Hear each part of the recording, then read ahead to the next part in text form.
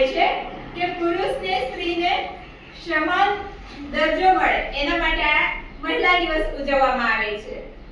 તમે જોયું હશે મહિલાનો ફાળો એટલે સૌથી વધારે હોય. ઘર કામથી લઈ ઓફિસનું કામથી લઈ શિક્ષણની બાબતે, પછી આખા દેશને ચલાવવાવાળા વડાપ્રધાનથી લઈ અંતરિક્ષમાં જવાવાળા પણ એક કોણ છે? સ્ત્રી જ છે. એટલે આપણે આમ નહીં માનવાનું કે સ્ત્રી ફક્ત ઘરનું જ કામ કરી શકે. શિક્ષણની બાબતે જોયું છે તમે અંતરિક્ષમાં જવાવાળી પણ એક સ્ત્રી જ છે. એટલે આપણા નારીમાં એટલી બધી શક્તિ છે કે આપણે ઘરનું કામથી લઈ શિક્ષણની બાબતથી લઈ બધું જ કરી શકીએ. તમે જોયું છે આપણું સ્ત્રીનું કામ એટલે કેવું?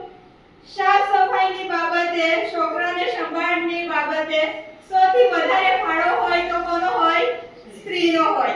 આપણે સવારે ઉઠીએ તો શું પકડીએ હાથમાં? ઝાડુ.